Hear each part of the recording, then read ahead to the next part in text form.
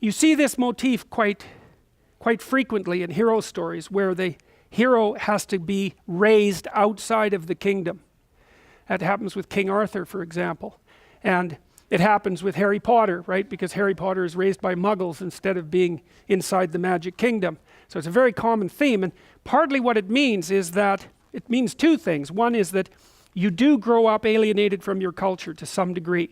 There's no way around that, because the culture doesn't match you perfectly, and it doesn't work for you perfectly, and it's old and it's kind of corrupt, and it alienates you as it's shaping you, and so you're going to develop some separation from it. And you see that in intergenerational rhetoric, where the new generation has the proclivity to blame the previous generation for everything that's wrong with the current system.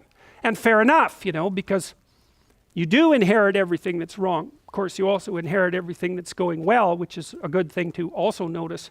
But the idea is that you can't help but be alienated from, let's call it the patriarchy, for lack of a better word, because it's got a tyrannical element and because it's not matched well to you. So, but then there's also this other issue, which is, well, maybe you're not being successful by the terms that are, by the values that are instantiated in the current system.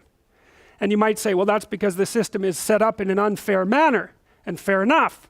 But it's also possibly because you're just not very good at acting out those values, right? So part of the reason you get alienated from your culture is because the culture is corrupt.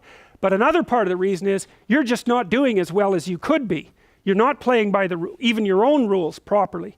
And so you get alienated and you're unsuccessful because of your own inadequacies.